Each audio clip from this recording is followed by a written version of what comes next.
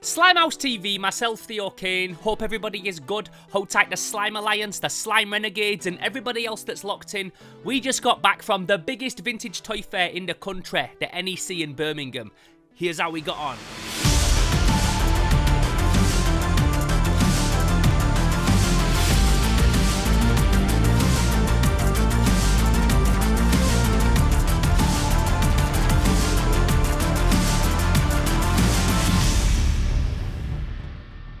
So as I said, the BP Toy Fair at the NEC in Birmingham is the biggest vintage toy fair in the country. I love going to it and I haven't been to this for over a year, so I was super excited to get there. So we got up at like 6 AM in the morning, hit the road, and about an hour later, we landed in Birmingham at the NEC ready for some toy hunting.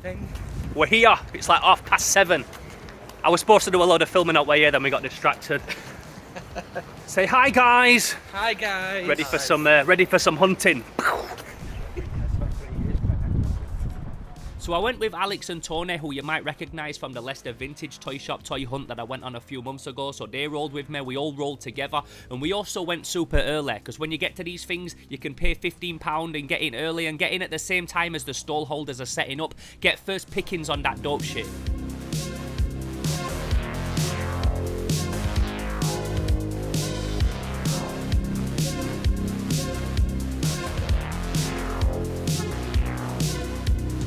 Now when I go to these things, I kind of go with like two different mind frames. Sometimes I go and I'm just looking for anything that speaks to me, anything that jumps out, anything weird and wonderful. Like I don't know what I want, but I'll know when I see it. That kind of mind frame. But this time I went with the mind frame of like, there's certain things that I'm wanting to pick up. This year I've been doing more toy videos than ever, lots of video essays and things like that. And there's video essays that I want to do, but there's figures in that line that I need to get to complete them in order to be able to do those videos. So there was lots of like individual characters that I were after, lots of individual weapons to complete characters and figures to be able to do video essays on them.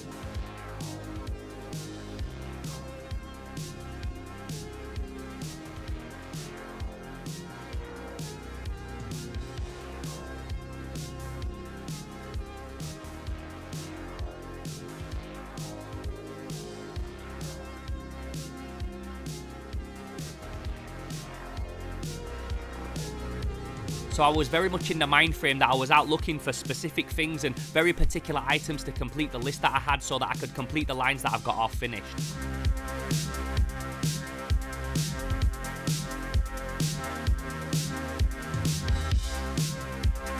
This doesn't mean, however, though, that something cannot catch me off guard. I might see something that I completely forgot that I even needed, or I just put to the back of my mind because it was so rare and I didn't think I would ever find one anytime soon. So it wasn't on my particular hit list. And I'd only been there like 10 minutes and instantly saw something that really did jump out at me. A Rocklord's Fossil Rock.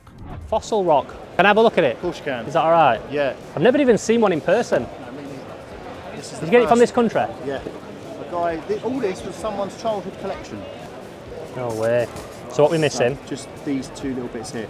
Like it's those bits. Oh, really? They're not actually like that, if that makes sense. When it's on him, they roll down. That's his belt, and that's the picture of the belt on the front. So, and there's the balls.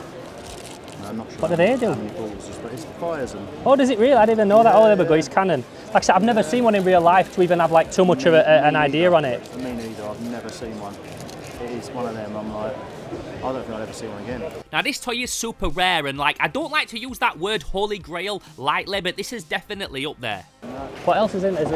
Oh, it's got the instruction books inside. Yeah, I think so. Yeah.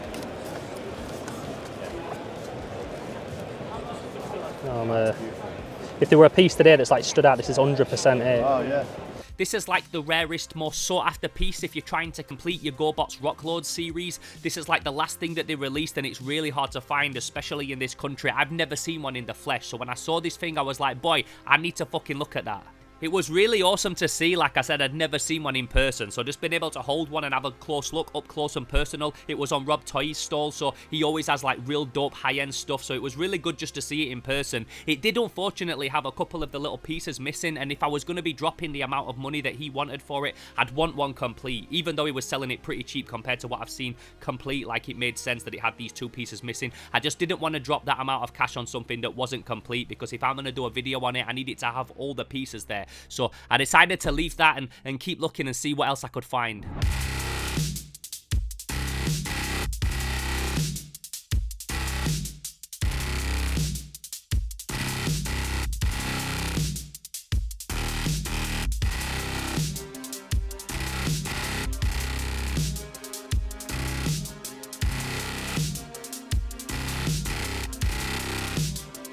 So it's starting to get really busy now. Like I said, we got in there early, but by this point, the doors have opened to the public for like the normal time that people are supposed to be entering, about 10 o'clock. So it's starting to get really busy now. What's also really interesting about this particular event is that we was told a few weeks ago that this was the penultimate NEC that they was doing. They was going to do this one, then one in December, and then that was it, done forever. And the NEC is like a staple of the UK vintage toy community. It's been around for as long as I can remember. It's the show where we all go from all different ends of the country. We all meet in the middle because it's in the Midlands. So whether you're a southerner or a northerner, you can all go there. It's about the same amount of travel for everyone, and we can all meet up. So it's like our real big yearly event that we all really like to go to. So when we were told that they were not doing anymore, there was only going to be 2 more, and then it was finished, like, we all made the effort to get there, and I think a lot of other people had that same idea. What's funny is that then they also announced like a week later that they was going to continue doing it, and there were going to be 2 more shows next year. So I thought maybe it's not going to be as busy now, but like, boy, I was wrong. This thing was fucking heaving. And because this is a show where like so many people come from all over the country, you meet up with lots of friends that you don't get to see for any other reason than when you're at the toy fair, because it's such a long way for everybody to travel. So it's always really cool to not only meet up with your people that you want to get to speak to online, but also get to see like some of the awesome stuff that they've brought to the show. These are a toy line that's just gone up crazy recently. I did a Toy Talk Tuesday talking a little bit about them. These Karate Kid figures, you just got to love to see it. And a line that like has been pretty dormant and dead for years and years, and then Cobra Kai's just boosted it back into the public eye, and people are all over it again. Daniel's son as well, Daniel's son and Mr. Miyagi. Absolute beauts, man. And it's rare that something comes out that like makes the original trilogy even cooler than it already was. But Cobra Kai does that because it's fire, and these toys are also dope. Nostalgic toy to anyone, to any He-Man figure or anything. Like most lads had a Black Widow growing up. So just seeing one after all these years, because if I remember, I think mine got like confiscated at school and I never saw it again. And I bet that now, I mean, you won't want to be pulling it now and firing it now with that old latex thing, but that's something that so many of us would have had as a kid. The old Black Widow catapult. It's like a staple of growing up in the 80s and the 90s. And you've also got the box. Look at that. Pure memories with one of these. Back when like walking around with a catapult in your pocket on them Bart Simpson's ones was just like normal. Love it, man. High velocity folding slingshot. I got to see my friend Ian from the Vintage Toy Monster. He owns a toy shop down in Portsmouth that's like rammed full of high-end stuff. It's a toy shop that I really want to get to, but it's so far that we'd have to put like a whole weekend aside to do it. So I haven't quite made that mission yet, but I really do hope to. And he always has the dopest stuff on his stall. It's like your early Nerf done, isn't it? Yeah. We walk in here getting our bag searched, and he just walks in with 7 guns in one. Sniper rifles in one neck. Or his little sister did. I was just saying to your son, you could have blinded someone. Yeah, he was. What you got on this? 650. I've seen them go for about 1,000. No, that's a nice price, bro. Like, and the box is nice. Is it all there as well? Yeah. And this is that plastic that just breaks and it's brittle, and it's just trying to find one not mashed. Because like, a kid were running around in the garden throwing this all over. Do you know what I mean? Just to get one in its box like that is crazy, man. Beautiful to see. Just to be able to see it. So that's a copy. You need one of those as a grenade. Yeah. You haven't got time though. No. My dad bought me. Yeah, no, I was too young for that. Things like that. How much is your childhood worth is the question. Priceless. That's what he likes to hear.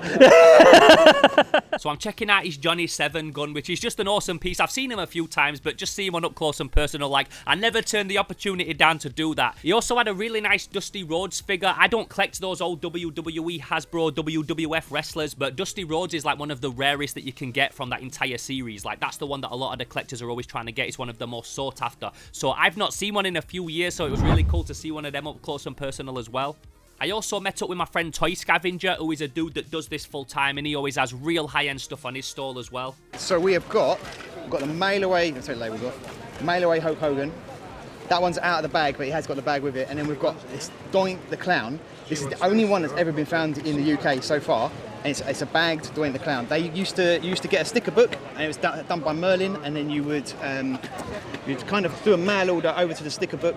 You'd order it just before everybody else, before it brings it back over from the States. And it was Doink the Clown, Samu, and Scott Steiner. Some people were like, oh, you know, it's just been rebagged, and it hasn't been rebagged. And the amount of people that are coming forward and going, oh, I remember these coming as bags. They come as, you know, they came like that. And what's special about the Hogan? The Hogan is a mail away. Another mail away, just not as rare as Doink. Nah, well, that one is a mail away, and he's open, but he's nice with his little hands. Looks a little bit different to the other Wicked, Hogans. man. You always have the dopest stuff. Cheers, man. He also had a couple of real rare Hasbro WWF figures on his stall that were like really high priced, but I had to ask him about them because they were just so cool to see. When you see something that rare, you can't turn down the opportunity to have a little look at it and just get a little bit of it on camera. We also agreed to do a trade, me and Paul. I brought him some Playmates bits that he needed, and he had a big bag of like loose Playmates pieces that I needed for my stuff as well. So I managed to get a couple of pieces that I needed out of that, including Scumbug's pipes, which I've been after for ages, so that was awesome to get them. And some other bits like some Sergeant Banana weapons for a toy that I don't have yet, but I want to get in the future, so it's nice to have them for when you find a loose figure. I'm all about collecting loose parts, and this toy show's really good for that. Like, so many vendors have boxes of loose bits, so I never turn down an opportunity to have a good dive in these boxes of bits and just try and find little weapons and accessories that I need. Wacky action, Raff Rat, talking Raff, flagpole, and harpoon. Love to see it. People have probably purged up best ones out while I was around talking shit to people, but still nice to see. Love it. So like back in the early 90s, they released a lot of these toys where you injected like gelatin into these molds, and then you'd make edible ones like jelly sweets to eat, and then they like obviously turn them into action figures, because anything that's popping becomes an action figure. So he's got the vehicle here, and then Hocus Locust, the main guy. But the thing I wanted to show, this mad mashup where for some reason they've done a collaboration with Mighty Morphin Power Rangers. So you make Creepy Crawly, gelatin, Power Ranger Zords, which is mad. And as a kid, because I was a vegetarian, I could never eat these, and I still am a vegetarian, but I could never eat them. So it's not a toy that's nostalgic to me, but I definitely remember the adverts and thinking that it looked awesome. Like in the early 90s, they were going to do a cartoon, Operation Aliens. They did like a little bit of a concept art for it and stuff, but it never came out. But they released a load of merchandise for like the Kenner alien figures, and they called it Operation Aliens. So when you get stuff that says that on it, that's what it's from. And you used to get these kits where you pour plaster and Paris into like a silicone mould and then paint it after, but they never used to come out right, so you get loads of air bubbles in them because they're not made in a vacuum chamber or something. You were just pouring it in your garden, so they never come out looking as good as that. But we used to look at those on that box and hope that they would come out that good, but never did. That's a real nice piece to see. Thank you. Just found a bunch of these little Dracula figures.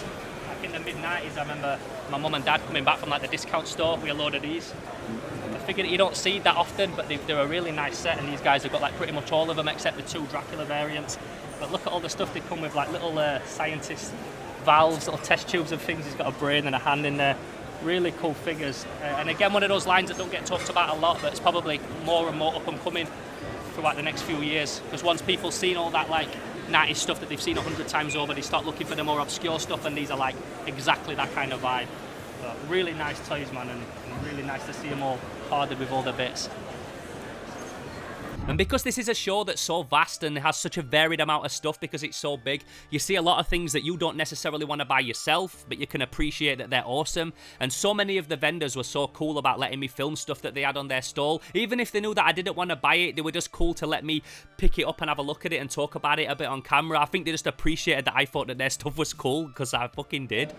Just here with Andrew from Rex's Reviews in South Shields. I've only just found out about his shop, but you tell me you've got like a giant collection of Jurassic Park stuff there.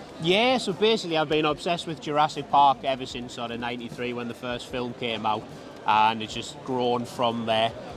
Basically got to the point where the collection outgrew the loft of the house and had to As it does. Had to find somewhere for it to go, so decided to open a shop. So yeah, the Dino Den in South Shields.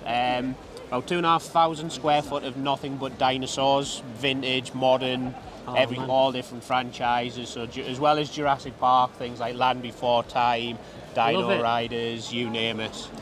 We need to come and check out your shop, 100%. Oh, definitely. Shop/museum. I've got friends up there. I'd love to come and check it out. You've got a Jurassic Park Jeep there and all sorts of stuff. We have indeed, yeah. So we've got a screen-accurate Ford Explorer. I enjoyed the toy so much that I had to get a real one. Yeah, no, I rate it. As you say, as kids grow up, they don't grow out of the toys. They just get bigger toys. Yeah. So full screen-accurate, signed and autographed by Sam Neill, Alan Grant himself. So the only one in the country.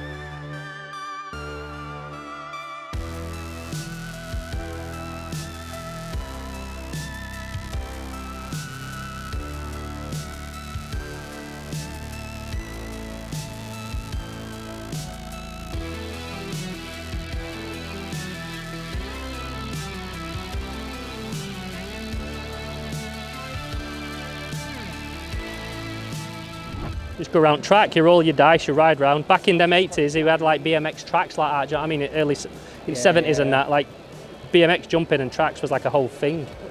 Still is now, but you know, like it was like a fad back then. Captain Bucky O'Hare. Oh, nice, slobulous. Yeah, Remco did like official wrestlers, but ones that weren't in WWE and things like that, and WCW, like them all like them Jim Cornette leagues and all them. You'll know him, Michael P.S. Hayes. Michael P.S. Hayes. He's the booker. Oh, right.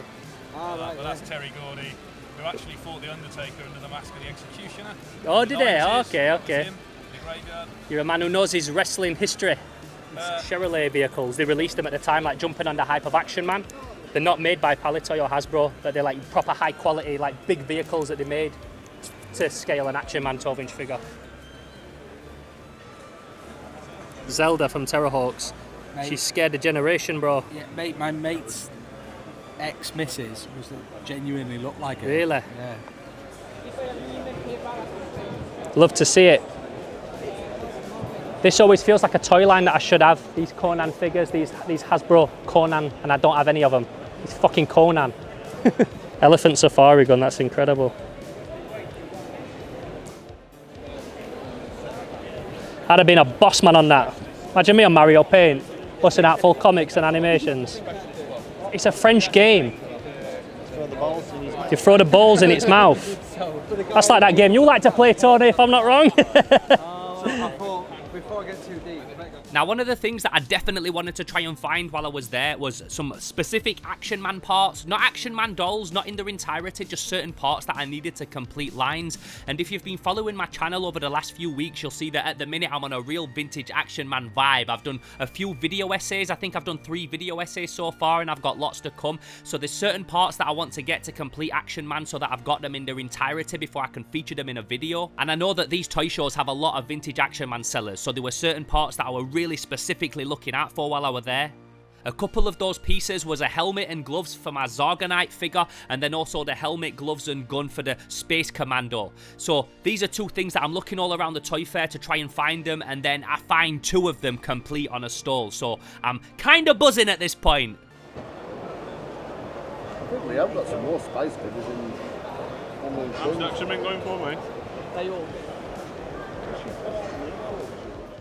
Now, one thing I do hate about collecting vintage Action Man though is that they come with so many different accessories. Some of them come with like 15 different accessories on them and stuff. It's one of the things that's always put me off collecting Transformers full time, because there's so many little bits and bats that go on these things in order to complete them, and I'm a guy that does video essays on this shit, so I need to have figures in their entirety.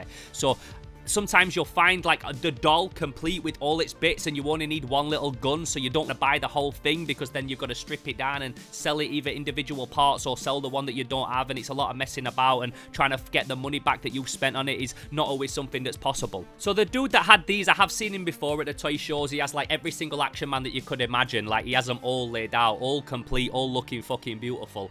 But I also know that he has like high-end prices on his toys, so I asked about what the prices were that he had on them, and there was a lot more than what I wanted to pay at that point just for those certain pieces, because that's all I need. So I thought it's a possibility. I might have a walk around and think about it. It's nice to see. I do just need a few pieces. It's nice to see them complete like that, but that's not what I really need. So I'll leave them for now and I'll keep looking. But just seeing them there complete really made me motivated to complete the ones that I've got.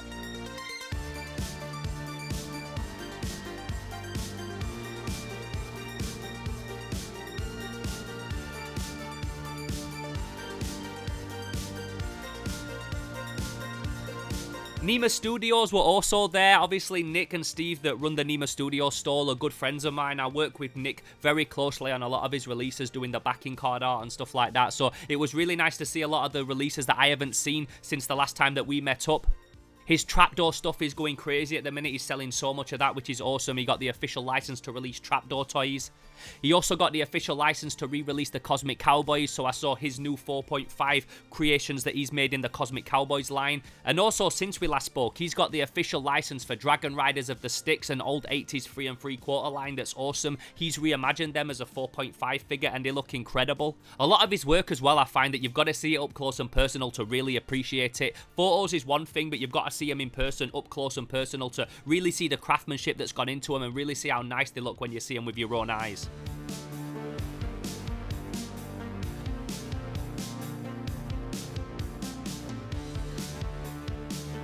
I also ran into a mate of mine, Neil from Doncaster, that used to run a toy shop, and I got some really cool bits from in the past, so it's good to see what he's got on his stall.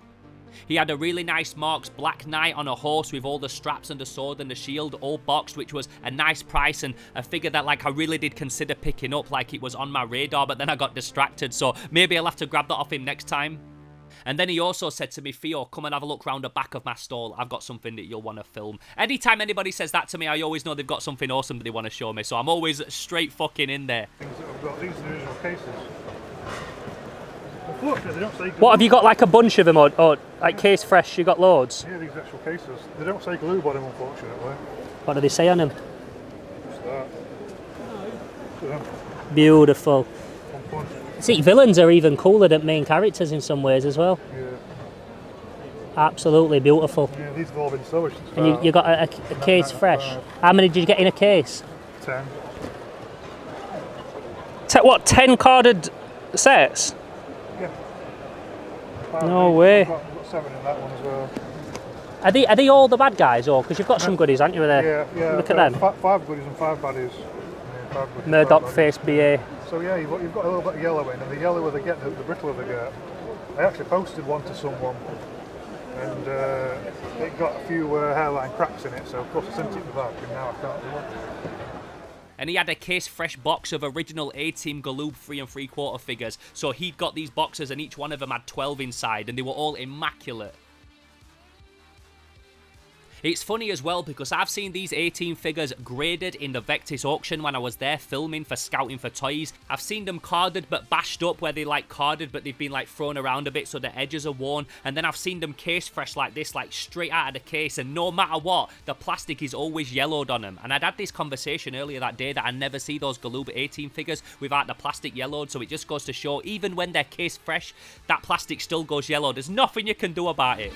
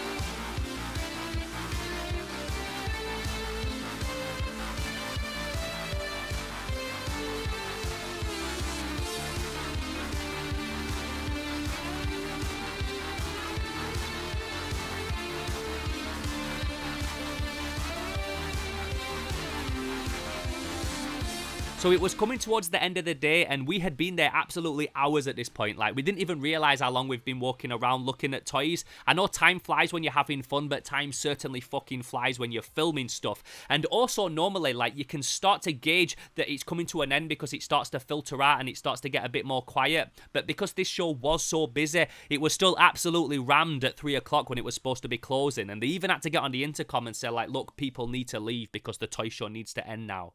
So because of this, I kind of got like away with myself filming and didn't really have a chance to like really decide if I wanted to buy anything while I was there. And honestly, nothing really jumped out at me that I was like, oh, I need that. Like, sometimes when you see a toy, I'll see it and I think, do you know what? If I'm not going to be in my bed tonight unable to sleep because I'm thinking about it and regretting not buying it, then I really don't need it to come home with me. Like, I've got so much stuff. There's only certain lines that I'm trying to complete at this point. So unless I found something on my hit list, then there was nothing that I needed to come home with that day. And that's why I didn't. So you're going to ask me, like, is there anything that you came home with? What was your big buy of the day? And honestly, I didn't come home with anything other than like a few little accessories that I'd picked up to complete figures. I came home with nothing. And I know when I do these big toy hunting videos, I like to come away with something awesome at the end as like a big finale piece to reveal and show you, but this time that just wasn't the case. And when you're a toy hunter, sometimes it just be like that. It's called toy hunting, it's not called toy buying.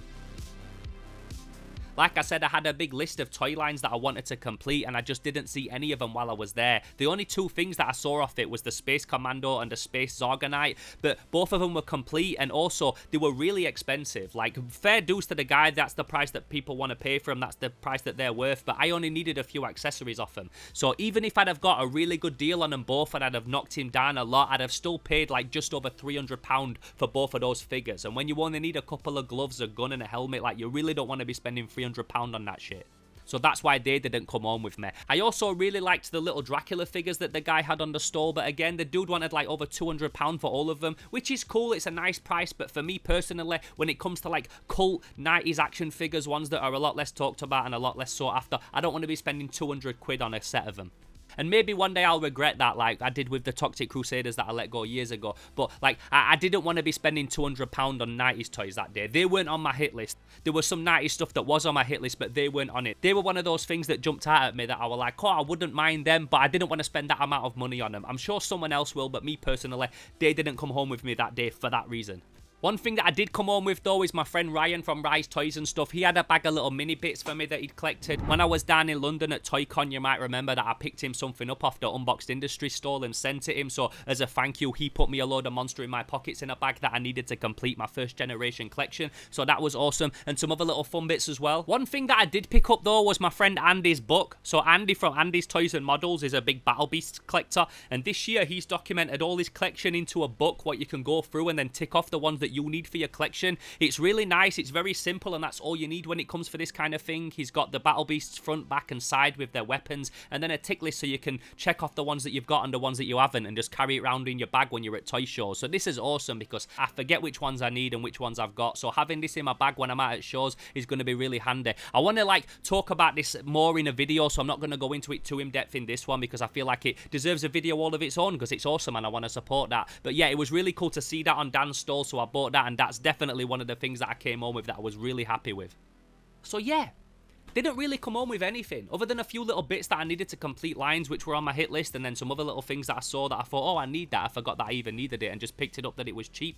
The main thing that I came away with was it was just nice to meet up with all these people that I only get to talk to online and that I only get to see like once a year at the toy show. I've got so many friends at these things that it's nice just to be able to see what they've got on their stall, have a catch up with them, do a bit of trading and just speak to like-minded people that are into this shit that I'm into. So it was really cool to see Ryan from Rise Toys and Stuff, Victoria the Girl Strikes Back, Aaron from Empire Toys, Baker Street Toy Collective, Alex Cador Holy Grail Collectibles, Jamorian at Big Kid Collectibles, Lawrence at Toy Planet UK, Bugsy's Toy Box, Mr. Dan Plastic, Nima Studios, Neil from the Vintage Toy Monster, and all these other people that I will have forgotten about. It was also cool to run into Retro Ghetto. This is a guy that's really grafting on YouTube at the minute. I enjoy his videos, so it was nice to meet him in person, and we talked about a little collaboration in the future that I'm really looking forward to, so that was also awesome. But my favourite thing about being there was meeting so many people that watch Slimehouse TV. I can't tell you how many dudes and dudettes came up to me and said, yo, Theo, I watch your channel, I really enjoy it, I love Toy Talk Tuesday, keep up the good work. Even so many people that said that they've watched my movie, Unit 11, like, that was crazy.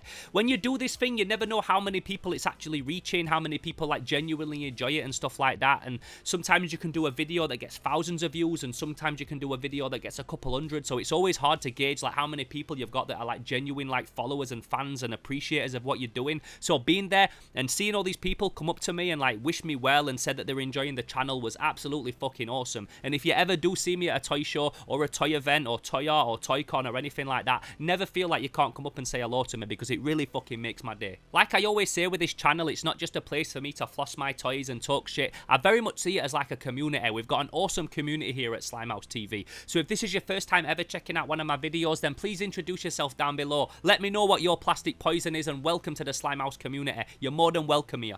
Also, if you've seen anything throughout this video that you would have picked up, anything that you think I might have missed, then please timecode it. Let me know down below the thing that you saw that you thought was awesome, because it's fucking overwhelming. It's really hard to try and take all of it in because there's so much of it, and quite often I'll be editing one of these videos and I'll look back and I'll see something and I'm like, oh shit, I completely missed that on the day. So let me know if there's anything that you think I missed, or if there's anything that you would have definitely picked up that you saw in this video.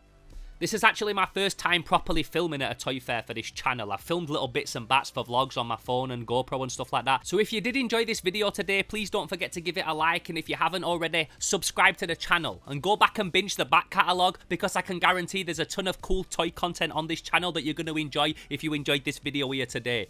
I'm also on Patreon. You can become a Slime Alliance member or a Slime Renegade over at patreon.com/SlimehouseTV. And if you want to hit me up but you don't want to do it publicly, in the comments below, the best place to drop me a direct message is over on Instagram. That's the place that I'm the most active on. So I really hope that you enjoyed this video today. It's not easy filming one of these things when it's so busy and you're trying to like hunt for stuff yourself and that. Like, it really does take like a lot of your energy away from being able to focus on what you want to buy. So I really hope that you enjoyed this video. It's my first time, like I said, filming at a toy show, but I really want to do some more in the future. So also, if there's any other toy shows that you think I should be checking out, please again let me know down in the comments below. So in the meantime, I'm Theo Kane. I'll catch you in the next video, and until then, I'm gone. Pow!